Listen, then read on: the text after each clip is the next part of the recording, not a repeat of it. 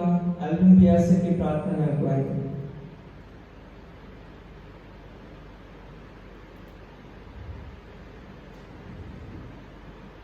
मैं विनती करूंगा एल्विन पियासे की प्रार्थना में अगुवाई करूंगा।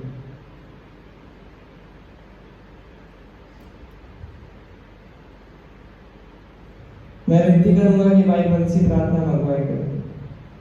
लोग प्रार्थना धन्यवाद सर्वशक्तिमान खुदा परमेश्वर समय के लिए जो हमारे चुनाव आपने दिया इसलिए परमेश्वर आपका धन्यवाद करते प्रभु। आपके चरण पर आने के लिए हमको अवसर दिया इसलिए परमेश्वर आपका धन्यवाद करते प्रभु। कई लोग इस टीम को देख पाए लेकिन परमेश्वर हमको जीवित होने के लिए जीवित रखा और आपकी सांसें प्रभु हमारे में चल रही इसलिए परमेश्वर आपका धन्यवाद करते प्रभु।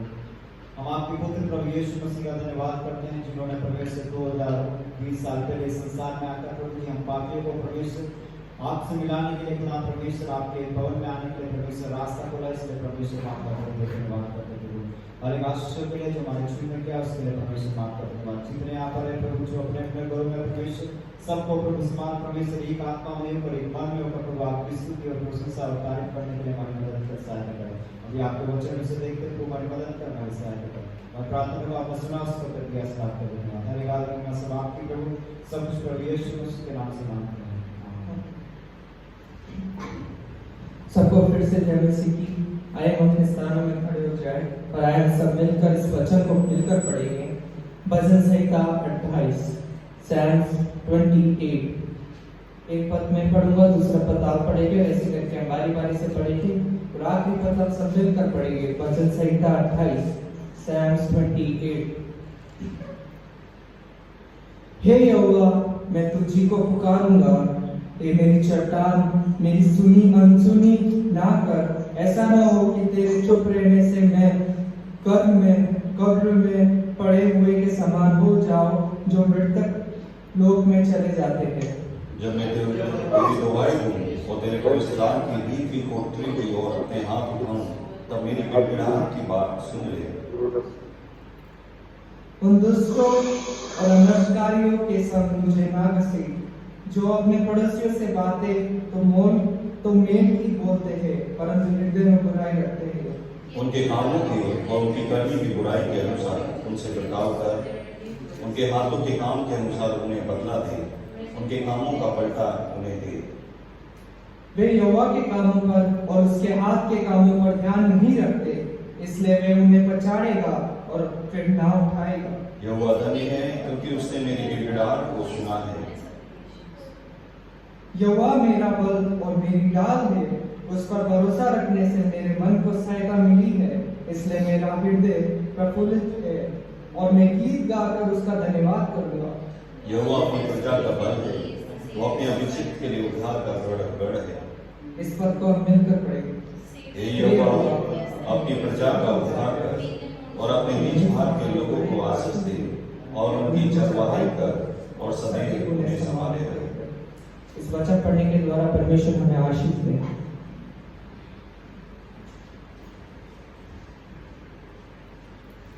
हम प्रभु का धन्यवाद करते हैं कि प्रभु ने हमको एक और सप्ताह का पहला दिन प्रभु ने हमारे जीवन में दिखाया ताकि हम लोग आज परमेश्वर के चरणों पर आकर उसको पुकार सकें, उसकी आराधना को कर सकें।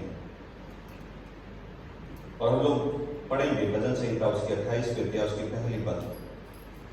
हे यहोवा मैं तुझी को पुकारूंगा, हे मेरी चट्टान मेरी सुनी अनसुनी ना कर। ऐसा ना हो कि तेरे चुप रहने से मैं कब्र में पड़े हो के समान हो जाऊं जो मृतक लोक में चले जाते हैं। और यहाँ पर दाऊद इस रीति से कह रहा है और एक रीति से वो सहायता के लिए प्रार्थना कर रहा है। लेकिन जब वो सहायता के लिए जब प्रार्थना कर रहा है, जब प्रभु के चरणों पर वो आया हुआ है, लेकिन शुरुआत में इस रीति से कहता है कि मैं खाली तुझी को पुकारूंगा। प्रियो, जब हम अपने घरों पर बैठे हुए हैं, हम जब इस ऑनलाइन के थ्रू परमेश्वर की आराधना करने के लिए आज सप्ताह के पहले दिन में जो परमेश्वर का आज्ञा है और उसके अनुसार हम लोग इकट्ठे हुए हैं, आज हमारे जीवन में भी दाऊद के समान हम प्रभु से कहें कि प्रभु मैं खाली और खाली तुझी को पुकारूंगा। और इसलिए भजन संहिता 121 में भी कहता है कि मैं पर्वत की ओर अपनी आंखों को लगाता हूं, लेकिन मुझको सहायता कहां से मिलती है?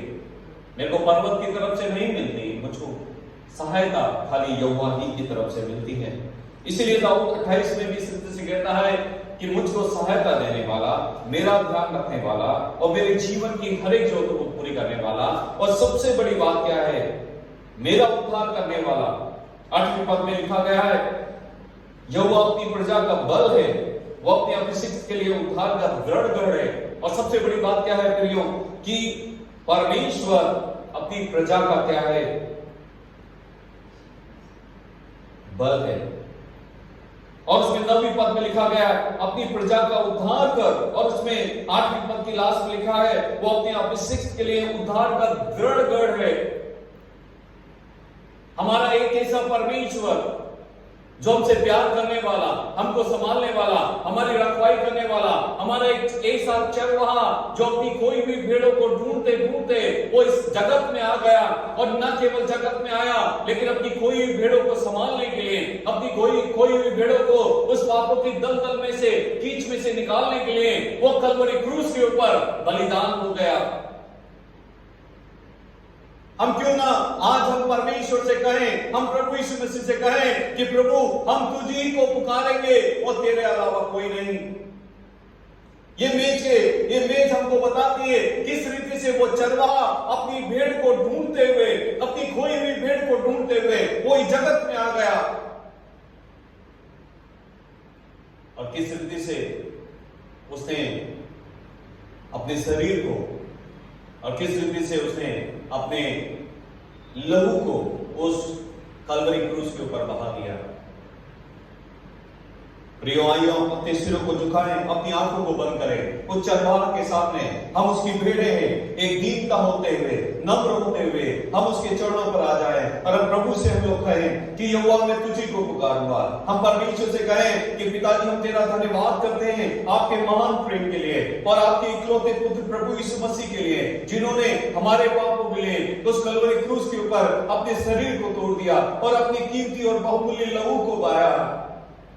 प्रभु हम तेरा धन्यवाद करते हैं। प्रियो इस मेज में से भागीदार होने से पहले परमेश्वर का वचन कहता है कि कोई भी इसमें से अनुचित तरीके से भागीदार नहीं हो।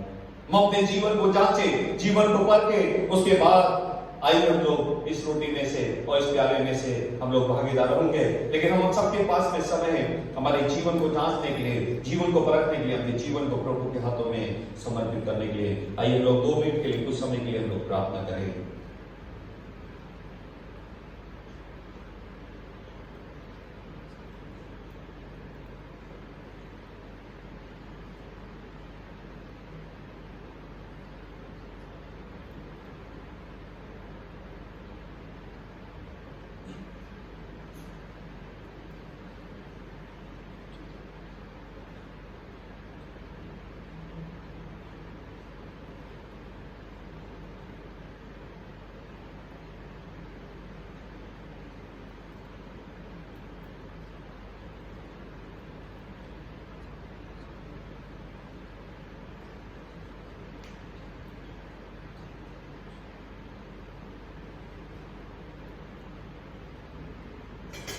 आइए रोटी के लिए प्रभु का धन्यवाद करें।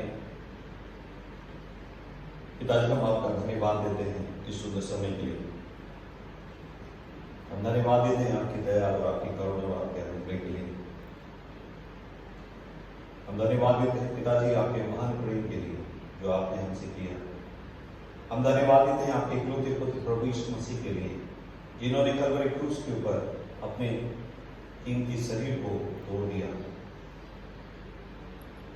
हम धन्यवाद देते हैं प्रभु जी हमारे पापों के लिए। हमको प्रभु जी, हम जब खो गए थे प्रभु, हमको संभालने वाला नहीं था, वो चरवाहा बनकर इस जगत में आ गया और उसने हम कोई भीड़ों को प्रभु तेरी मेज के चारों तरफ वापस से लेकर आए। इसलिए हम आपको धन्यवाद देते हैं। जब हम इसमें से खाते हैं प्रभु जी, हम तेरी इच्छा के अनुसार चलने वाले हो जाए। तुम्हारी मदद कर, तुम्हारी सहायता कर। हर आदर में मां सब आपकी है। सब कुछ प्रभु यीशु मसीह के नाम से हम मांगते हैं, सुन और कबूल कर पिता, आमीन। उस रात को पकड़ाए जाने से पहले प्रभु ने रोटी लिया और प्रभु ने अपने चेलों को दिया और प्रभु ने कहा कि मेरा कीमती शरीर है जो तुम्हारे पापों के लिए तोड़ दिया जाता है। उन्होंने कहा कि जब तक मैं नहीं आऊं तुम इसमें से ऐसा ही किया करो।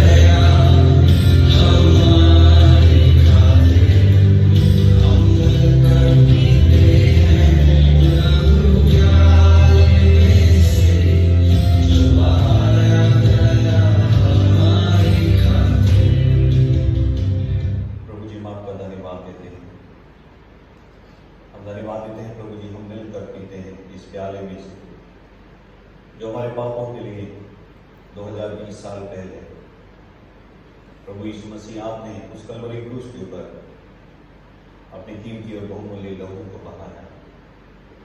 हमारी मदद कर प्रभु, ताकि एक अच्छी पेड़ होने के अनुसार हम तेरा अनुसरण करने वाले हो जाएं प्रभु, और प्रभु जी आपकी इच्छा के अनुसार चलने वाले हो जाएं। तुम्हारी मदद कर, तुम्हारी सहायता कर। हर एक आदर महिमा सब आपकी है। सब कुछ प्रभु यीशु मसीह के नाम से मांगते हैं, सुन और पवित्र पिता। आमीन। रोटी के बाद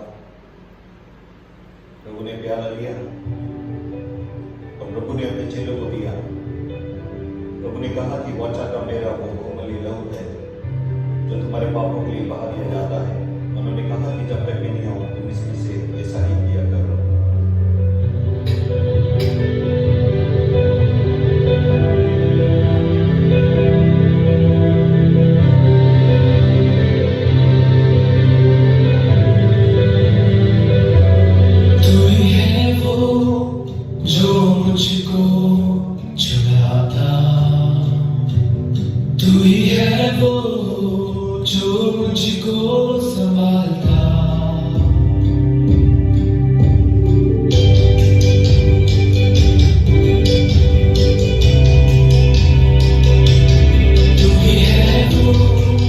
जो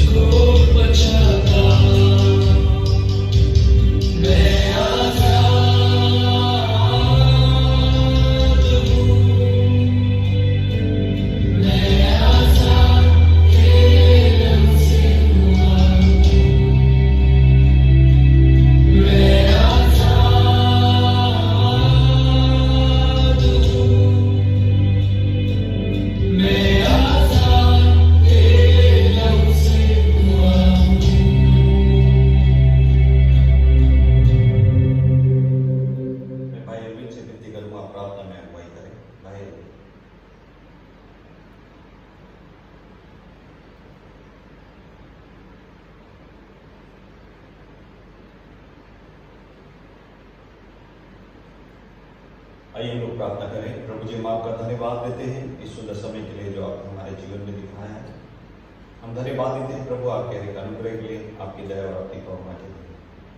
हम धन्यवाद देते हैं प्रभु जी, आपने हमको एक मौका दिया ताकि आज हम आपके चरणों पर आकर प्रभु आपका अब्बा पिता के घर पर बात सके। और आपने मौका दिया प्रभु जी ताकि आज हम मिलकर आपकी आराधना को कर सके और आपके बीच में से आपकी कीमती और बहुमूल्य शरीर में से और कीमती बहुमूल्य लहू में से भागीदार हो सके। हमारी आपने मदद की, हमारी सहायता की, इसलिए हम आपको धन्यवाद देते हैं। कुछ समय तक प्रभु हम तेरे वचन में से देखते हैं, हमारी और भी मदद कर, हमारी सहायता कर, हमें सहरी क्या कर। हमारे आदर महिमा सब आपकी है। सब कुछ प्रभु यीशु मसीह के नाम से मानते हैं, सुन और कबूल कर पिता। आमीन।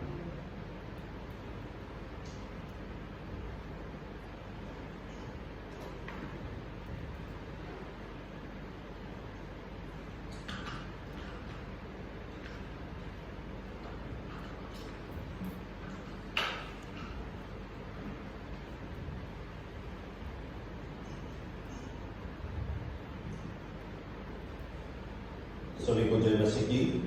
और प्रभु का हम लोग धन्यवाद करते हैं कि प्रभु ने हमको एक और सुंदर मौका दिया ताकि आज हम प्रभु के चरणों पर आ सकें और प्रभु की हर एक आशीष के लिए प्रभु का हम लोग धन्यवाद कर सकें। और पिछले थर्सडे को प्रभु के दास जो जयपुर में हैं, ट्रेवर सर, और उन्होंने परमेश्वर के वचन में से हमारी कॉटेज मीटिंग में परमेश्वर के वचन में से बताया, इसलिए हम प्रभु का धन्यवाद करते हैं।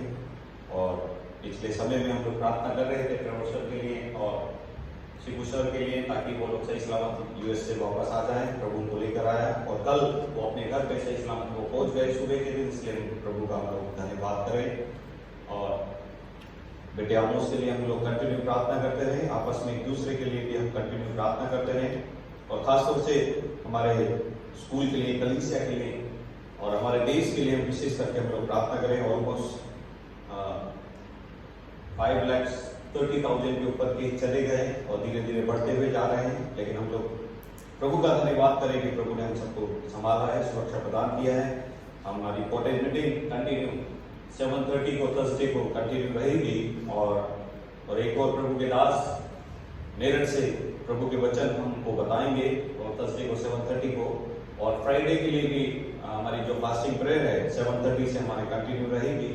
और कलीसिया का समय 10 से 12 अभी हम लोग जूम के द्वारा या इसे ऑनलाइन के द्वारा हम लोग कर रहे हैं, ये हमारा समय है। और प्रभु हम सबकी अगुवाई करे, सहायता करे। और मैं भाई जोसेफ से विनती करूंगा वचन में जाने से पहले प्रार्थना करें प्लीज। भाई जोसेफ। आइए हम प्रार्थना करें। प्रभु जी धन्यवाद देते हैं आज के दिन के लिए, धन्यवाद देते हैं प्रभु जी आपके अनुग्रह के लिए, आपकी दया के लिए प्रभु जी, जो आपने हमारे पे बना रखी है प्रभु जी आप प्रभु जी जो चल रही है, जो महामारी चल रही है प्रभु जी, उस महामारी से प्रभु जी आपने अपने लोगों को बचा के रखा है प्रभु जी। इसका हम लाख आपका धन्यवाद करते हैं प्रभु जी, आपने अपने लोगों को नहीं छोड़ा है प्रभु जी। प्रभु जी धन्यवाद देते हैं आज के दिन के लिए। जब हम वचन में जाना चाहते हैं प्रभु जी, वचन जब बोला जाता है प्रभु जी, आपका पवित्र आत्मा एक दूसरे शारीरिक रीति से दूर है प्रभु जी, प्राथमिक रीति से एक दूसरे का नजदीक है प्रभु जी। आपका वचन कहता है जहाँ 2 या 3 जन मेरे नाम से इकट्ठे होते हैं, मैं उनके बीच हमारे बीच में है प्रभु जी। विशेष करके प्रार्थना करता हूँ हमारे शहर के लिए प्रभु जी, शहर के अंदर प्रभु जी दिन ब दिन प्रभु जी जो ये बीमारी बढ़ती जा रही है, जो मरीज बढ़ते जा रहा है प्रभु जी, कंट्रोल में होने पाए प्रभु जी। तो बीमारी पूरी रीति से हमारे शहर के अंदर, राज्य के अंदर, देश के अंदर प्रभु जी, पूरी दुनिया के अंदर से प्रभु जी समाप्त होना पाए प्रभु जी। प्रभु जी आपने आपका पवित्र आत्मा को उनके साथ हो प्रभु जी, और वचन हमारी आत्मिक उन्नति का कारण हो सके प्रभु जी। छोटी सी प्रार्थना को सुन और ग्रहण कर मांगते आपके बेटे हमारे प्रभु यीशु मसीह के नाम से। और आज हम परमेश्वर के वचन में से देखेंगे the root and the fruit, जड़ और फल। आज हमको समझने की जरूरत है कि हमारा रूट पॉइंट कौन है, हमारी जड़ कौन है। और यदि हम लोग यूहन्ना रचित सुसमाचार हम लोग निकाले नहीं, लेकिन 15वें अध्याय में साफ लिखा गया है कि किस रीति से हम लोग उस तने पे बने रह सकते हैं। और यदि हमारी जड़ मजबूत है तो हम लोग क्या कर सकते हैं, ज्यादा समय तक या ज्यादा से ज्यादा समय तक हम लोग स्थिर रह सकते हैं। और फ्रूट हमारा काम है कि हमको किस रीति से फल को लेकर आना है। हमारी जड़ और कोई नहीं, हमारी जड़ प्रभु यीशु मसीह है। और फल, जब प्रभु यीशु मसीह हमारी जड़ है तो हमारा काम बनता है कि हम किस रीति से उसके लिए फल को लेकर आए। आज दोनों बातों के बारे में हम लोग देखेंगे और हम लोग लूका रचित सुसमाचार 16वें अध्याय में से भी हम लोग मनन करेंगे और मैथ्यू 25 में से भी मनन करेंगे। लेकिन हम लोग निकालें लूका रचित सुसमाचार उसकी 16वीं अध्याय, और जब हम लोग निकाल रहे हैं तो एक बार की बात है कि एक संडे स्कूल की टीचर थी और संडे स्कूल की टीचर अपने संडे स्कूल के बच्चों को बता रही थी अच्छे कामों के बारे में, और वो पूछ रही थी बच्चों से कि क्या हमारे अच्छे काम हमको स्वर्ग में लेके जा सकते हैं क्या? बच्चों ने जोर की उत्तर दिया कि नहीं। उसके बाद टीचर ने स्थिति से पूछा अपने बच्चों से कि यदि मैं अपनी गाड़ी को बेच दूं, यदि मैं अपनी गैरेज को, मैं हर चीजों को, मेरे मकान को बेच दूं और मैं हर चीज, हर पैसे यदि मैं चर्च में लेकर आ जाऊं तो क्या मैं चर्च में मैं स्वर्ग में जा सकती है? क्या हम लोग स्वर्ग में जा सकते हैं क्या? सभी बच्चों ने बोला नहीं मैम। उसके बाद दूसरा उत्तर, उसने दूसरा प्रश्न अपने बच्चों से पूछा कि यदि मैं सुबह सुबह आकर कलीसिया में झाड़ू लगाऊं और यहाँ के गार्डन को अच्छी तरह से सफाई करूं तो उस कार्यों के द्वारा क्या मैं स्वर्ग में हम लोग जा सकते हैं क्या? सभी बच्चों ने बोला नहीं। उसी समय टीचर ने बोला कि बताओ कि हम लोग स्वर्ग में कैसे जा सकते हैं। एक 5 साल का छोटा बच्चा पीछे बैठा था और पीछे से वो इस रीति से कहता है कि हमको स्वर्ग में जाना है तो सबसे पहले क्या है? मरना पड़ेगा, बिना मरे हम लोग स्वर्ग में नहीं जा सकते। और ये सही बात है, उसकी बात सही है कि संसार को छोड़ेंगे तभी हम लोग स्वर्ग में जाएंगे। और हम लोग लूका रचित सुसमाचार उसकी 16वीं अध्याय में भी 2 व्यक्तियों के बारे में देख सकते हैं। एक तो अमीर आदमी है और एक कौन है? लाजर है। लेकिन हम लोग देखें उनके जीवन के बारे में कि लाजर मरता है और वो अब्राहम की गोदी में स्वर्ग में जाकर बैठ जाता है। और उसके बाद में अमीर आदमी भी मरता है और अमीर आदमी नरक में वो चले जाता है। लेकिन नरक में जब वो जाता है तो उसका जीवन किस रीति का होता है? लूका रचित सुसमाचार 16वीं अध्याय उसकी 23वीं पद कोई भी पढ़े प्लीज। Luke chapter 16 versus 23। अधोलोक में उसने पीड़े में पड़े हुए अपनी आंखें उठाई और दूर से अब्राहम की गोद में लाजर को देखा। और उसमें लिखा गया है कि उस स्थिति के बारे में देखो कि जब वो अमीर आदमी अधोलोक में क्या कर रहा है मालूम है? पीड़ा में पड़ा हुआ है। और उसके बाद में हम लोग देख सकते हैं कि टॉर्मेंट, वहां पर एक बहुत बड़ी पीड़ा हो रही है। वो इतना परेशान हो रहा है, पीड़ाओं ने उसको घेर के रखा है और उसका जीवन मुसीबत और मुसीबत में होता हुआ जा रहा है। और 24वीं पद भी हम लोग पढ़े, 24वीं पद। तब उसने पुकार कर कहा, हे पिता अब्राहम, मुझ पर दया करके लाजर को भेज दे ताकि वह अपनी उंगली का सिरा पानी में भिगोकर मेरी जीभ को ठंडी करे, और उसमें हम लोग देख सकते हैं, मैं तड़प रहा हूं। और उसमें देख सकते हैं कि दूसरी बात कि न केवल वहां पर पीड़ा को देख सकते हैं लेकिन वहां पर एक बहुत बड़ी प्यास को भी देख सकते हैं हम लोग। और उसमें देख सकते हैं कि वो किस रीति से ज्वाला में या आग में वो तड़प रहा है। हमको एक बात की जानने की जरूरत है कि वहां पर जाने का मेन कारण क्या हो गया उसके जीवन में अमीर आदमी का। और लाजर किस रीति से अब्राहम की गोद में गया, लेकिन हम लोग देखें कि वो अमीर आदमी को वहां पर क्यों जाना पड़ा नरक में। और हम लोग 2 कहानियों के 2 चीजों के बारे में देखेंगे, लूका रचित सुसमाचार में से भी देखेंगे और मैथ्यू में से भी देखेंगे ये। लेकिन उससे पहले हम लोग 26वीं पद भी पढ़े, लूका 16 का 26। लूका 16 का 26। इन सब बातों को छोड़ हमारे और तुम्हारे बीच एक भारी गड्ढा ठहराया गया है, जो कि यहाँ से उस पार तुम्हारे पास जाना चाहे वे ना जा सके और ना कोई वहां से इस पार हमारे पास आ सके। और 26वीं पद में हम लोग देख सकते हैं कि कोई आशा नहीं है। एक बार नरक में जाने के बाद में अपने जीवन का पश्चाताप करके नरक में जाने के बाद में यदि हम अपने जीवन का पश्चाताप करेंगे तो एक खड्डा है बहुत बड़ा, ना तो उधर से कोई आ सकता है ना इधर से कोई जा सकता है। छोटे शब्दों में हम लोग कह सकते हैं कि कोई आशा नहीं। पीड़ा है वहां पर, क्या है, प्यास है वहां पर, आग है, और सबसे बड़ी बात क्या है, कोई आशा नहीं है। लेकिन मरकुस रचित सुसमाचार उसका मार्क चैप्टर 9 वर्सेस 48 क्या कहता है? मरकुस उसकी 9वीं अध्याय उसकी 48वीं पद, मरकुस 9 का 48, 9:48। जहां पर कीड़ा नहीं मरता और आग नहीं बुझती, और वहां पर क्या लिखा गया है कि नरक किस रीति का है? वहां पर कोई कीड़ा नहीं मरता और आग भी नहीं बुझती। लेकिन प्रभु यीशु मसीह को ये पैराबल, ये दृष्टांत क्यों कहना पड़ा? प्रभु यीशु मसीह को वहां पर क्यों बताना पड़ा कि ये दृष्टांत को अमीर आदमी के बारे में और इसके बारे में? और यह पहला ऐसा एक दृष्टांत है प्रभु यीशु मसीह के समय में जो भूतकाल के चीजों के बारे में प्रभु यीशु मसीह यहां पर बताते हैं। लेकिन उन्हें हर समय प्रेजेंट के बारे में और भविष्य के बारे में बताया, फ्यूचर के बारे में बताया। लेकिन खाली यही एक ऐसा दृष्टांत है जो पास्ट के बारे में बताते हैं। लेकिन वहां पर वो कहते हैं कि तुम अपने जीवन में समझ जाओ, क्योंकि तुम अनंत काल का जीवन क्या स्वर्ग में बिताने के लिए तैयार हो या नरक में बिताने के लिए तैयार हो। लेकिन अब ये सवाल उठता है, ये हमारे जीवन में सवाल है कि इस अमीर आदमी के बारे में जो पीड़ा में है, जो परेशानी में, जो प्यास में है, जिस आग से वो क्या है, घिरा हुआ है, उसके अंदर कोई आशा नहीं है अपने जीवन को बचाने के लिए, क्योंकि अनंत काल की मृत्यु में, अनंत काल की आग में वो अपने जीवन को उसने झोंक दिया है। लेकिन अब ये सवाल उठता है कि अमीर आदमी नरक में क्यों गया? लेकिन यदि हम लोग उसमें ध्यान से पढ़े तो वहां पर हम लोग देख सकते हैं, उस दृष्टांत में, उस कहानी में हम लोग देख सकते हैं जो प्रभु यीशु मसीह ने कहा कि अमीर आदमी, यदि हम लोग ध्यानपूर्वक देखें उस कहानी में, तो अमीर आदमी नरक में इसलिए गया, क्यों? क्योंकि उसने लाजर की क्या है, देखभाल नहीं की।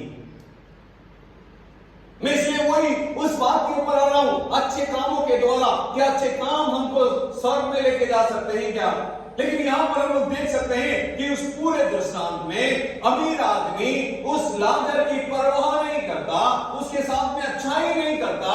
इसके कारण वो क्या हो जाता है मालूम है? नरक में चले जाता है। दूसरी बात हम लोग देखें कि वहां पर किस रीति से मैथ्यू चैप्टर 25 उसका 41 हम लोग देखें, मत्ती रचित सुसमाचार 25वीं अध्याय उसकी 41वीं पद, मैथ्यू 25 उसका 41। तब वो बाई ओर वालों से कहेगा, वे शापित लोगों, मेरे सामने से उस अत्यंत आग में चले जाओ जो शैतान और उसके दूतों के लिए तैयार की गई है। मत्ती 25 का 41, इन दोनों को मैं जोड़ूंगा इसके कारण। और इसमें लिखा गया है कि उस समय में, यदि शुरुआत में 31वीं पद में हम लोग देखें तो वहां पर 32वीं पद में लिखा गया है 32 में कि चरवाहा भेड़ को और बकरियों को क्या करेगा? अलग करेगा। जब वो आएगा, अपने न्याय के सिंहासन के ऊपर बैठेगा, सब लोग उसके सामने इकट्ठा होंगे, तो जो भेड़ है वो अलग की जाएगी और जो बकरियां हैं क्या है, वो अलग की जाएगी।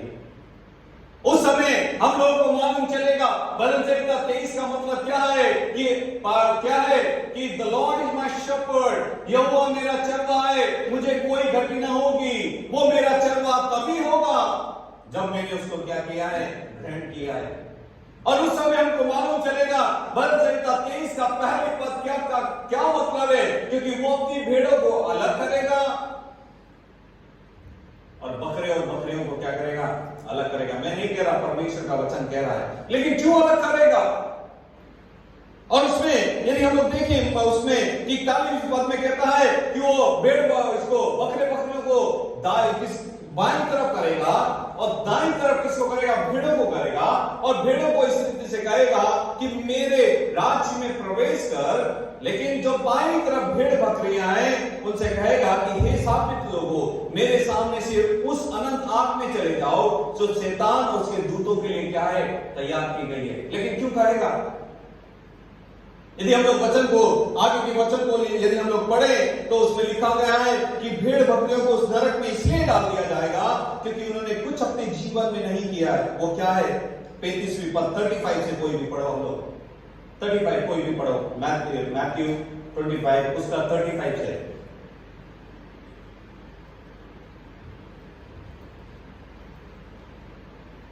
हमने कब तुझे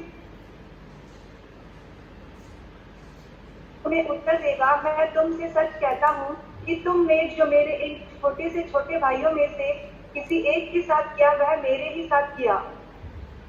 तब वह भाई और वालों से कहेगा, हे शापित 35 शैतान और उसके 35वीं पद से 35 से।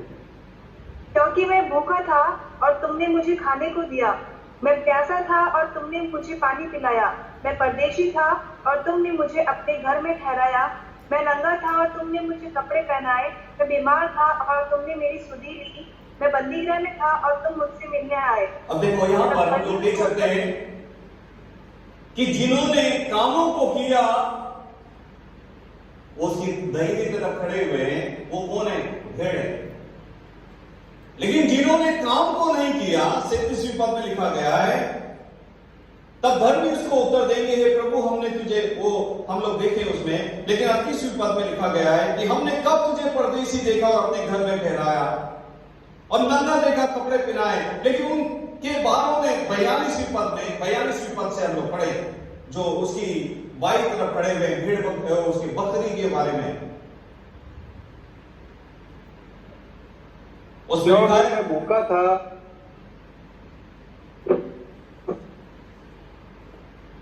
क्योंकि मैं भूखा था और तुमने मुझे खाने को नहीं दिया, मैं प्यासा था मुझे अपने घर में नहीं पहनाए, मैं बीमार और बंदीगृह में था और तुमने मेरी सुधि ना ली। देखो साफ शब्दों में एक चीज हम लोग देख सकते हैं कि यहां पर कार्यों के बारे में लिखा है, अच्छे कार्यों के बारे में। हम लोग उस अमीर आदमी के बारे में लिखते हैं कि उसको नरक में जाने का, इसलिए वो नरक में गया क्योंकि उसने अच्छे काम नहीं किए, लाजर को उसने संभाला नहीं। लेकिन यहां पर हम लोग देख सकते हैं कि वो भेड़ बकरियों को अलग करेगा, भेड़ों को अलग करेगा, क्योंकि भेड़ों ने कामों को किया, अच्छे कामों को किया और उनको स्वर्ग का राज्य मिल गया। लेकिन बकरियों ने अच्छे कामों को नहीं किया और उनको क्या कर दिया? नरक में डाल दिया गया। अब सवाल यह उठता है, दोनों कहानियों को देखकर, दोनों दृष्टांतों को देखकर, कि क्या हमारे अच्छे काम हमको स्वर्ग में लेके जा सकते हैं क्या? लेकिन हम लोग रुक जाए एक और बात के लिए, हम लोग देखें इफिसियों की पत्री, उसकी 2 अध्याय, उसका 8 और 9, इफिसियन चैप्टर 2 वर्सेस 8 और 9, इफिसियन 2 उसका 8 और 9।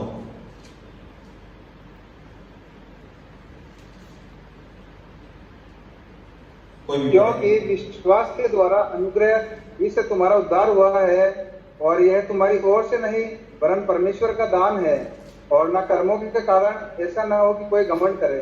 और उसमें दूसरी शब्द क्या है, दूसरी बात क्या है? कि जिन्होंने उद्धार नहीं पाया वो परमेश्वर के राज्य में प्रवेश नहीं कर पाएंगे। लेकिन जब हम लोग उद्धार पा लेते हैं, उसमें लिखा गया है क्योंकि विश्वास के द्वारा अनुग्रह ही से तुम्हारा उद्धार हुआ है, और ये तुम्हारी ओर से नहीं वरन परमेश्वर का दान है, और न कर्मों के कारण, ऐसा ना हो कि कोई घमंड करे। पहले हम लोगों ने दृष्टांत में देखा, वो अमीर आदमी इस लाजर की देखभाल नहीं करता, अच्छे कर्म नहीं करता, इसलिए नरक में डाल दिया जाता है। और वहां पर हम बकरियों के बारे में देखते हैं, उन लोगों के बारे में जिन्होंने भूखे को पानी नहीं पिलाया, और उन्होंने भूखे को, प्यासे को पानी नहीं पिलाया, भूखे को रोटी नहीं खिलाया, और वो क्या हो गए? नरक में डाल दिए गए। लेकिन यहां पर लिखा गया है कि विश्वास के द्वारा अनुग्रह ही से तुम्हारा उद्धार हुआ है, और ये तुम्हारी ओर से नहीं वरन परमेश्वर का दान है, और न कर्मों के कारण, ऐसा हो कि तुमको क्या करें? घमंड करें। दोनों बातें सही है। हमको स्वर्ग में जाने के लिए सबसे पहली बात क्या है मालूम है? हम अपने कर्मों के द्वारा उद्धार नहीं पा सकते, हम अपने अच्छे कामों के द्वारा उद्धार नहीं पा सकते। और जब हम उद्धार नहीं पाएंगे, या 3:16 में लिखा गया है, जो उसके ऊपर विश्वास नहीं करेगा वो नाश हो जाएगा। ये सही बात है कि हम अपने कर्मों के द्वारा उद्धार नहीं पा सकते, लेकिन हमारे अच्छे काम, हम यदि अच्छे काम नहीं करेंगे तो हम नरक की तरफ भी क्या हो जाएंगे, चले जाएंगे। अब दोनों बातों को मैं समझाता हूं। ये समझने में थोड़ा आपको दिक्कत हो रहा है, लेकिन मैं अब समझाता हूं। हम लोग कभी, यदि हम लोग किसी को दफनाने के लिए गए, फ्यूनरल में गए हैं, तो फ्यूनरल में जब भी हम लोग जाते हैं तो वहां पर हम लोग देखते हैं कि लोग फूल को लेकर आते हैं, फ्लावर्स को लेकर आते हैं। लेकिन हम लोग देख सकते हैं कि वहां पर कुछ फूल तो इस रीति के होते हैं जो अपनी क्या उस प्लांटर से अलग किए गए होते हैं, या उस तने से बिल्कुल क्या है अलग किए गए होते हैं, और उन फूलों को क्या करते हैं, हम कब्र के ऊपर डाल देते हैं। लेकिन कुछ को हम लोग देखते हैं कि एक बुके में रखे जाते हैं, जिसके अंदर क्या होता है, एक पूरा बुके होता है, और उसके अंदर क्या होते हैं, फ्लावर लगे रहते हैं। लेकिन ये हम लोग कुछ समय के बाद जाकर देखें, उस फ्यूनरल की जगह पर जाकर देखें, तो वहां पर जो फूल जो उस तने से या उस रूट से हट गए थे, वो क्या हो जाते हैं, सूख जाते हैं। लेकिन जिसके अंदर जड़ रहती है, वो जड़ क्या करती है, उस फूल को मजबूत करती है, उस तने को मजबूत करती है, ताकि के लिए फूल को बने रहने के लिए। लेकिन हमने देखा कि वो क्यों मर जाते हैं, फूल क्यों मर जाते हैं, क्योंकि उनका जो रूट है, उनके जीवन से क्या हो जाता है, जड़ से उस फूल को अलग कर दिया जाता है, इसलिए वो क्या हो जाते हैं, जल्दी से मर जाते हैं। आज समझने की बात है कि हमारा जड़ कौन है। आज हमको समझने की जरूरत है कि क्या हम लोग उस जड़ के साथ में आज भी खड़े हुए हैं क्या? उद्धार, हमारी जड़ कौन है? प्रभु यीशु मसीह, उसके द्वारा हमको उद्धार मिला है। लेकिन जब उस जड़ में हम लोग मजबूती रीति से खड़े हो जाते हैं, तो हम लोग क्या करते हैं मालूम है, अलग अलग रीति के फलों को लेकर आते हैं। और फल और कुछ नहीं है, फल हमारे अच्छे काम हैं जो हमको इस संसार में करने हैं। पहली बात, हमको उस जड़ के साथ में मजबूत हो जाना है, और जब हम लोग उस जड़ के साथ में प्रभु यीशु मसीह के साथ में बन जाएंगे, तो आने वाले दिनों में क्या करेंगे, हम लोग अच्छे फलों को लेकर आएंगे। और अच्छे फल क्या है? वो अमीर आदमी ने अच्छे फल को, अच्छे कामों को उस लाजर के साथ में इसलिए नहीं किया, वो नरक में इसलिए वो चला गया। क्यों? क्योंकि उसकी जड़ प्रभु यीशु मसीह नहीं था। वो बकरियां इसलिए नरक में चली गई। क्यों? क्योंकि उस बकरियों के लोग जो बकरियों के समान थे, उनकी जड़ प्रभु यीशु मसीह नहीं था, इसलिए उनके अंदर दया प्रेम की भावना खत्म हो गई थी। इसलिए क्या हो गई, वो नरक में डाल दी गई।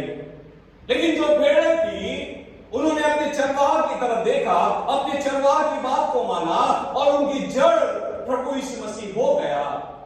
और उन्होंने क्या किया, उसके बाद में अच्छे कामों को, अच्छे फलों को लाना चालू कर दिया। इफिसियों की पत्री की दूसरी अध्याय उसका 8, 9, 10 भी हम लोग पढ़े। इफिशियन चैप्टर 2 दोबारा से हम लोग पढ़े। 8 और 9 तो हम लोगों ने पढ़ा है, दोबारा से हम लोग पढ़े। क्योंकि विश्वास के द्वारा अनुग्रह ही से तुम्हारा उद्धार हुआ है, और यह तुम्हारी ओर से नहीं वरन परमेश्वर का दान है, और न कर्मों के कारण, ऐसा ना हो कि कोई घमंड करे। क्योंकि हम उसके बनाए हुए हैं, और मसीह यीशु में उन भले कामों के लिए सृजे गए जिन्हें परमेश्वर ने पहले से हमारे करने के लिए तैयार किया। लेकिन देखो 10वीं पद में क्या लिखा गया है, We are not saved by good works। 9वीं पद में लिखा गया है, हमको उद्धार हमारे अच्छे कामों के लिए नहीं, द्वारा नहीं मिला है, लेकिन हम लोग को उद्धार इसलिए मिला है, जब मिल गया है, ताकि हम लोग क्या करें मालूम है, अच्छे कामों को, भले कामों को कर ले। ध्यान से देखना इस बात को। उसमें 9वीं पद में लिखा गया है कि हमारा उद्धार हमारे भले कामों के द्वारा हमको नहीं मिला है, लेकिन जब हमारा उद्धार मिला है, तो उद्धार इसलिए मिला है कि हम लोग क्या करें, भले कामों को करना चालू कर दें।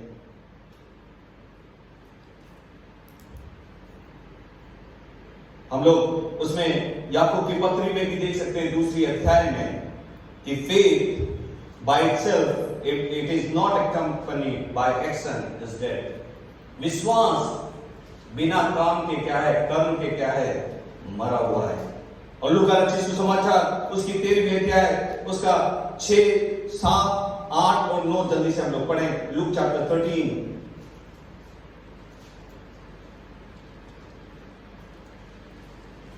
लूक चैप्टर 13, लूका रचित 13वीं अध्याय का 6, 7, 8, 9 जल्दी हम लोग पढ़ें। फिर उसने दृष्टांत भी कहा, किसी के अंगूर की बारी में एक अंजीर का पेड़ लगा हुआ था। वह उसमें फल ढूंढने आया परंतु ना पाया। तब उसने बारी के रखवाले से कहा, देख 3 वर्ष से मैं इस अंजीर के पेड़ में फल ढूंढने आता हूँ परंतु नहीं पाता। इसे काट डाल कि ये भूमि को भी क्यों रोके रहे। उसने उसको उत्तर दिया, हे स्वामी, इसे इस वर्ष और रहने दे कि मैं इसके चारों ओर खोदकर काट डालूं। यदि आगे को पल्ले तो भला, नहीं तो उसे काट डालना। क्या लिखा गया? पेड़ तो उगाया गया, लेकिन जब अंजीर का पेड़ अंजीर को नहीं लेकर आता तो वो अंजीर का पेड़ किस रीति से कहलाएगा? आज हम लोग विश्वासी कि हम प्रभु यीशु मसीह के पीछे चलने वाले लोग कहलाए जाते हैं। प्रभु के ऊपर हम लोगों ने विश्वास किया है, हमने उद्धार पाया है विश्वास के द्वारा, और अनुग्रह ही से हमारा उद्धार हुआ है। लेकिन जब हमारा उद्धार हुआ है, वो फिग ट्री के बारे में हम लोग देखें, अंजीर के बारे में, कि वो पेड़ तो खड़ा हुआ है, वो जड़ पे तो बना हुआ है, लेकिन यूहन्ना 15 में कहता है कि जो फल नहीं लाता वो उसे क्या कर देता है? काट डाल देता है। जब हमने प्रभु को ग्रहण कर लिया है और विश्वास के द्वारा अनुग्रह ही से हमारा उद्धार हुआ है, फिर हमको क्या करना है मालूम है? फलों को लेकर आना है। अब आपको समझ में आ रहा होगा कि वो अमीर आदमी इसलिए अपने जीवन में फलों को नहीं लेकर आया क्योंकि उसकी जड़ प्रभु नहीं था, और वो बकरियां, वो लोगों के बारे में जो बकरियों के समान थे, जो बाई तरफ नरक में डाल दिए गए, उनकी जड़ प्रभु यीशु मसीह नहीं था। इसलिए वो अपने जीवन में फल को नहीं लेकर आ पाए, अच्छे कामों को नहीं कर पाए, तो दया नहीं कर पाए। सबसे बड़ी बात क्या है? We were saved to bear good fruit। हम लोगों को इसलिए उद्धार मिला है प्रियों, ताकि हम लोग क्या करें? अच्छे कामों को करें। आज सबसे ज्यादा स्कूल और सबसे ज्यादा हॉस्पिटल किसके हैं हम सबको मालूम है। इसलिए परमेश्वर ने हम लोगों को उद्धार दिया हुआ है ताकि हम लोग क्या करें? अपने समाज के लिए, अपने लोगों के लिए हम एक अच्छा उदाहरण बने और अच्छे कामों को करें, ताकि प्रभु हमारे कामों को देखकर क्या हो जाए? खुश हो जाए। ये सही बात है कि बिना विश्वास के हमारा उद्धार नहीं है। ये सही बात है, जो उसके ऊपर विश्वास नहीं करेगा वो नाश हो जाएगा। इसलिए हम लोग ये नहीं सोचे कि अच्छे कामों के द्वारा मैं क्या हो जाऊंगा? स्वर्ग में चले जाऊंगा। हम गलत रीति में हैं। यदि हमने प्रभु के ऊपर विश्वास नहीं किया है और हम अच्छे काम कर रहे हैं, हम स्वर्ग में नहीं जाएंगे। लेकिन यदि हमने प्रभु के ऊपर विश्वास किया है तो हमारा जब वो जड़ बन गया है तो हमको मजबूत करता है, हमारी सहायता करता है। पवित्र आत्मा हमको मजबूती रीति से सहायता प्रदान करती है कि हम लोग क्या करें? भले कामों को करना अपने जीवन में चालू कर दें। इब्रानियों की पत्री इसकी 10वीं अध्याय, इब्रू चैप्टर 10 उसका 24 और 25 कोई भी पढ़े। इब्रानियों 10 उसका 24 और 25।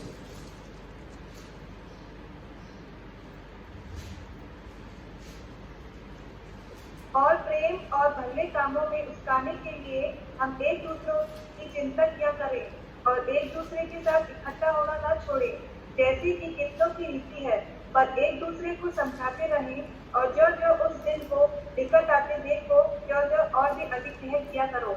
क्या लिखा गया है? प्रेम भले कामों में उकसाने के लिए हम एक दूसरे की क्या करें? चिंता करें, और एक दूसरे के साथ इकट्ठा होना न छोड़ें, जिससे कि कितनों की रीति पर एक दूसरे को समझाते रहें, और जो उस दिन को निकट आते देखें, त्यों और भी अधिक ये क्या? उसमें लिखा गया है, हम लोग कहते हैं कि परमेश्वर का प्रभु यीशु मसीह का आगमन निकट है। यदि हम लोग अपने मुंह से कहते हैं प्रभु यीशु मसीह का आगमन निकट है, तो हम लोग क्यों ना अधिक से अधिक इन कामों को करना हम लोग क्यों नहीं कर पा रहे प्रियो? हमको समझने की आवश्यकता है, क्योंकि जब हमको उद्धार मिला है तो परमेश्वर हमसे चाहता है कि हम लोग क्या करें, भले कामों को करना चालू करें। और इसलिए मत्ती रचित सुसमाचार 25 का 34 से 40 में हम लोगों ने देखा कि जिन लोगों ने भले कामों को किया और जो अपने जीवन में जो भेड़े जिसका चरवाह प्रभु यीशु मसीह था और चरवाह की अगुवाई में वो भेड़े अच्छे भले कामों को करने में तत्पर रही, इसलिए उनको कहा कि हे मेरे विश्वासियों के दास, क्या होकर मेरे राज में प्रवेश कर। We are not saved because of our fruit. हम लोग को उद्धार इसलिए नहीं मिला हमारे फलों के द्वारा। We are saved because we are attached to the root. लेकिन हम लोगों को उद्धार इसलिए मिला क्योंकि हम उस जड़ के में बने हुए हैं। लेकिन हम उस और जड़ कौन सी है? प्रभु यीशु मसीह। आप समझ रहे हो? मैंने कहा कि we are not saved because of our fruit, हमारे फल के द्वारा हमारा उद्धार नहीं मिला, but we are saved because we are attached to the root. लेकिन हमारा उद्धार इसलिए मिला क्योंकि हम उस जड़ से क्या है मालूम है, जुड़े हुए हैं।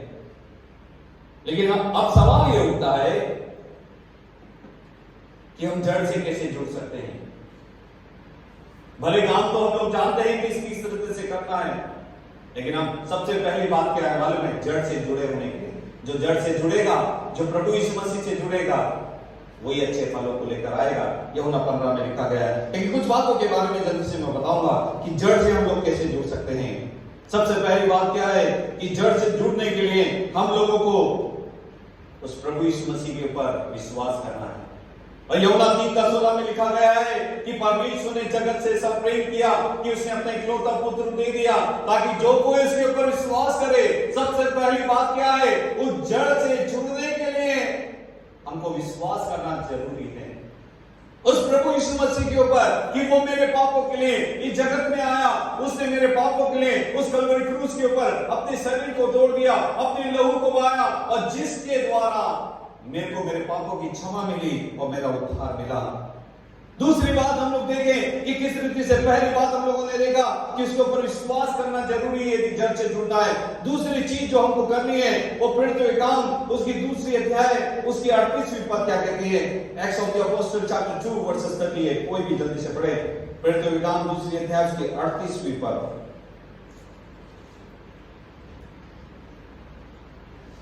पतरस ने उससे कहा, मन फिराओ और तुम में से हर एक अपने अपने पापों की क्षमा के लिए यीशु मसीह के नाम से बपतिस्मा ले, तो तुम पवित्र आत्मा का दान पाओगे। और इसमें लिखा गया है कि मन फिराने के बारे में पहला, यदि हमको उस जड़ में बने रहना है, यदि जड़ में बने रहने के लिए हमको क्या करना है? पहला विश्वास करना है, और दूसरा परमेश्वर का वचन प्रेरितों के काम दूसरी अध्याय उसकी 38वीं पद में कहता है कि मन फिराना है।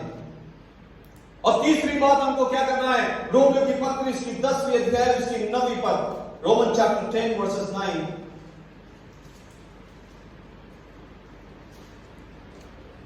जल्दी से पढ़े को जिसको भी मिल गया। यदि तू अपने मुंह से यीशु को प्रभु जानकर अंगीकार करे और अपने मन से विश्वास करे कि परमेश्वर ने उसे मरे हुओं में से जिलाया, तो तू निश्चय उद्धार पाएगा। उसमें लिखा गया है कि पहली बात हम लोगों ने देखा विश्वास करना है यूहन्ना 3:16 में, यदि जड़ में हमको बनना है। दूसरी बात हम लोगों ने देखा कि अपने पापों को मानना है, और तीसरी बात हम लोग देख रहे हैं कि हम लोगों को क्या करना है? पश्चाताप करना है। कैसे? अपने मुंह से यीशु को क्या करना है? अंगीकार करके क्या करना है? अंगीकार करे और अपने मन से विश्वास करेगी परमेश्वर ने उसे मरे हुए से जिलाया, तो क्या करेगा? तो निश्चय उद्धार पाएगा। और चौथी बात हम लोग देखें उसमें, पहली बात हम लोगों ने देखा विश्वास करना है, दूसरी बात हम लोगों ने देखा मन फिराना है, तीसरी बात हम लोगों ने देखा मुंह से अंगीकार करना है कि यीशु ही प्रभु है, और चौथी बात हम लोग देखें उसमें कि क्या करना है उस जड़ के साथ बने लिए। रोमियो की पत्री उसकी 6वीं अध्याय उसका 3 और 4, रोमियो 6 उसका 3 और 4। क्या तुम नहीं जानते कि हम सब जिन्होंने मसीह यीशु का बपतिस्मा लिया उसकी मृत्यु का बपतिस्मा लिया, अतः उस मृत्यु का बपतिस्मा पाने से हम उसके साथ गाड़े गए, ताकि जैसे मसीह पिता की महिमा के द्वारा मरे हुओं में से जिलाया गया, वैसे ही हम भी नए जीवन की सी चाल चले। और उसमें लिखा गया है कि चौथी बात, यदि उस जड़ में बना रहना है कि हम लोगों को क्या करना है, बपतिस्मा लेना जरूरी है। पहला विश्वास करना है, दूसरी बात जड़ में बने रहने के लिए हम लोगों को अपने पापों को मानना है, पश्चाताप करना है। तीसरी बात हम लोगों ने देखा कि अपने मुंह से अंगीकार करना है कि यीशु ही प्रभु है। और चौथी बात उसमें देख सकते हैं, यदि जड़ में बने रहना है तो बपतिस्मा लेना हमको बहुत जरूरी है। और पांचवी बात क्या है, रोमियो उसकी दूसरी अध्याय उसकी 7वीं पद, रोमन चैप्टर 2 वर्सेस 7, रोमियो 2:7। जो स्वर्ग में स्थिर रहकर महिमा और आदर और अमरता की खोज में है, उन्हें वह अनंत जीवन देगा। क्या लिखा गया है? पांचवी बात, you need to live for him. हम लोगों को क्या करना है मालूम है? उसके लिए जीना है। यदि आज हम लोग अपने लिए जी रहे हैं, हम लोग समझ जाएं। यदि आज हम लोग अपने कामों में इतने व्यस्त हैं कि प्रभु के लिए हमारे पास में समय नहीं है, हम लोग समझ जाएं। हम लोगों ने उसके ऊपर विश्वास तो किया है, हम लोगों ने उसको अपने पापों का अंगीकार तो किया है, अपने मुंह से प्रभु यीशु मसीह को अपनी अंगीकार करके ग्रहण किया है। चौथी बात, हम लोगों ने बैप्टिज्म तो लिया है। लेकिन अब सवाल ये होता है कि क्या हम लोग उसके लिए जी रहे हैं या नहीं जी रहे। और वो कैसे मालूम चलेगा कि हम लोग जी रहे हैं या नहीं जी रहे? हमारे कर्मों के द्वारा, भले कामों के द्वारा। इसलिए यूहन्ना 15 में लिखा गया है कि जो दाखलता मुझ में नहीं फलती उसको क्या कर देता है? काट डालता है। हमने उद्धार पाया है, हमने प्रभु को ग्रहण किया है, लेकिन प्रियो, हम उस रूट में जब हम लोग बने रहे हैं और रूट के साथ में जब हम लोग खड़ा हुए हैं मजबूती रीति से, तो हमको अपने कर्मों के द्वारा फल को लाना बहुत जरूरी है, हमारे लिए बहुत जरूरी है। एक कहानी को बता के मैं समाप्त करूंगा। एक बार की बात है कि एक व्यक्ति था, और जॉन नामक एक व्यक्ति था, और वो एक कॉलेज में पढ़ता था। और कॉलेज में जब वो पढ़ रहा था तो उसके पास में पैसों की बहुत तंगी थी। और वो उसकी तंगी इस रीति से थी कि वो इवन छोटे छोटे कॉइन को भी क्या करता था? संभाल के रखता था। और उस कॉइन के द्वारा वो इतना संभाल के रखता था कि वो कॉइन के द्वारा अपने जीवन को धीरे धीरे चला रहा था। अभी हम लोग क्या करते हैं मालूम है? सिक्कों को लेकर इधर उधर फेंक देते हैं या रख देते हैं, लेकिन वो उन सिक्कों को भी इकट्ठे कर उसके द्वारा अपने जीवन को यापित कर रहा था। एक बार की बात है कि जो वो अपने एक रेस्टोरेंट में जाता है, रेस्टोरेंट में जब जाता है तो वहां पर कुछ जमीन पे पानी गिरा हुआ होता है। और जब पानी, वो जिस रेस्टोरेंट में जाता है, उस पानी के ऊपर उसका पांव आता है। पांव आने के कारण वो फिसल जाता है, और फिसलने के कारण एक प्रोफेसर के ऊपर, जो उसके कॉलेज का जो प्रोफेसर था, उसके ऊपर वो जाके गिर जाता है। लेकिन उसके ऊपर गिरने के साथ साथ में जो टेबल के ऊपर जो खाने की प्लेट थी, पूरा खाना उस प्रोफेसर के जो उसने सूट पहन रखा था उसके ऊपर पूरा खाना गिर जाता है। वो जॉन वो भाई का डर जाता है। वो इस रीति से बोलता है कि सर मुझे माफ कर दो। वो जॉन इस रीति से कहता है कि सर आप जो कुछ मुझको बोलोगे मैं क्या करूंगा, करने के लिए तैयार हूं। मैं आपके सूट को क्या करने के लिए, मैं ड्राई क्लीन में मैं करवा के आपको दे दूंगा। प्रोफेसर इस रीति से कहता है कि ये सूट अब ड्राई क्लीन नहीं हो सकता, क्योंकि पूरी रीति से इसके चारों तरफ खाना से वो गंदा हो गया है। उसके बाद में वो व्यक्ति जॉन कहता है कि प्रोफेसर सर आप जो कुछ बोलोगे मैं आपके करने के लिए तैयार हूं। तो प्रोफेसर बोलता है कि इसका कोई भी चारा नहीं है, एक नया सूट ही इसका चारा हो सकता है। वो व्यक्ति इस रीति से कहता है, जॉन कहता है कि यदि आपको नया सूट चाहिए तो प्रोफेसर सर मुझको माफ कर दो, मैं आपको नया सूट लेकर आऊंगा, मैं आपको नया सूट दिलाऊंगा। प्रोफेसर उसको इस रीति से कहते हैं कि कल आप लोग उस दुकान में आ जाएं और वहां पर आप मेरे को एक नया सूट दिला देना, और उस दुकान का नाम बता देते हैं। सुबह सुबह जॉन जल्दी से हड़बड़ाहट में उठता है। वो सोचता है कि इस सूट का मैं पैसा कैसे लेकर आऊं। वो सोचता है कि उस दुकान में जाऊंगा, उस दुकान से उसको विनती करूंगा, लोन ले लूंगा, और धीरे धीरे मेरी सैलरी से मैं चुकाता रहूंगा। इस रीति से वो उस दुकान की तरफ जाता है, और दुकान के पास में जब जाता है तो वहां पर प्रोफेसर पहले से ही खड़ा रहता है। प्रोफेसर सर को नमस्ते करता है वो, और उसके बाद में वो प्रोफेसर सर से कहता है कि आप कपड़े चूज कर लो और टेलर को अपना नाप दे दो। प्रोफेसर कहते हैं उनसे कि जॉन, मैंने पहले से ही मेरा कपड़ा चूज कर लिया और मैंने नाप भी दे दिया। जॉन इस रीति से बोलता है उस टेलर को, उस मालिक को, उस दुकान के मालिक को कि आपको जितना भी पैसा, प्रोफेसर साहब का जितना भी सूट का पैसा लगा, मैं आपको धीरे धीरे चुका दूंगा, आपको किसी रीति की घबराने की जरूरत नहीं है, और ये पूरा जो बिल है वो मेरे को दे दो। प्रोफेसर जब उसको पकड़ते हैं, जॉन को उसको कोने में लेके जाते हैं। प्रोफेसर उसको बोलते हैं कि जॉन, मैंने मेरा सूट तो मैंने मेरे कपड़े को भी पसंद कर लिया, मेरे सूट का भी नाप दे दिया, लेकिन उसके साथ साथ में एक और कपड़े को मैंने उठाया है। मैं चाहता हूं कि आप भी जाके नाप दे दो, क्योंकि दोनों का बिल में क्या किया, मैंने पे कर दिया है। गलती किसकी थी? जॉन की थी। लेकिन प्रोफेसर उस सूट के खराब होने के बाद भी उस दुकान में जाकर न केवल अपने लिए एक नया सूट खरीदता है, लेकिन उस जॉन के लिए नया सूट खरीद के दे देता है। ये होती है दया, ये होती है अनुग्रह। आज प्रभु ने भी क्या किया है?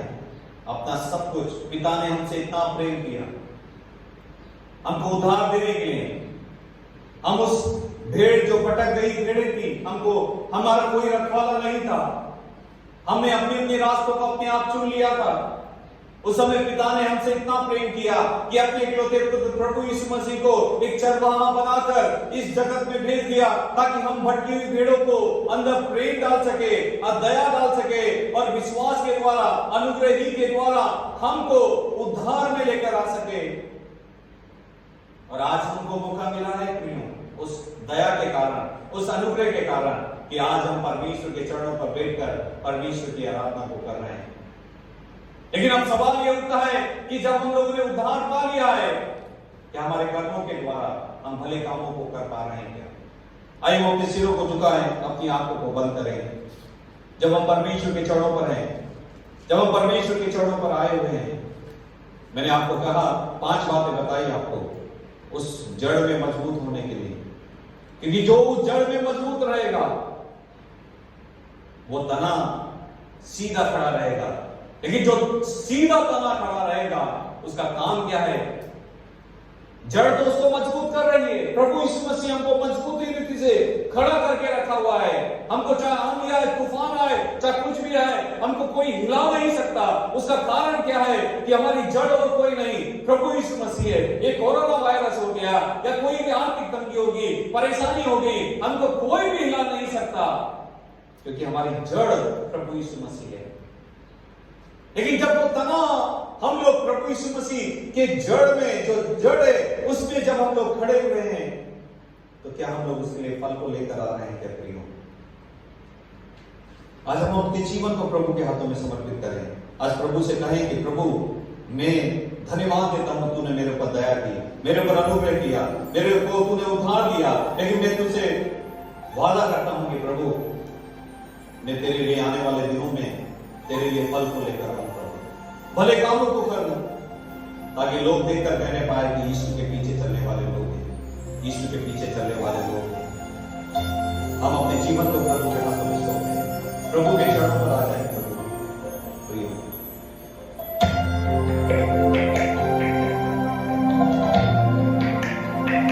सब समझ से ऊपर राजा सारी सृष्टि के ऊपर है सिरजनहार, सारे ज्ञान से ऊपर है तेरा ज्ञान।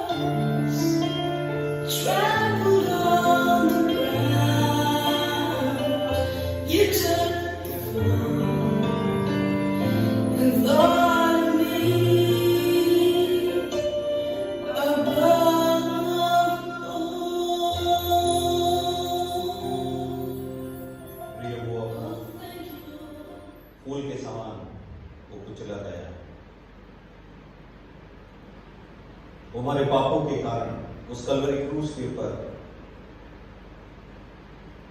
मारा गया। हमारे पापों को क्षमा करने के लिए उसके कीमती और बहुमूल्य लहू को उसने बहा दिया।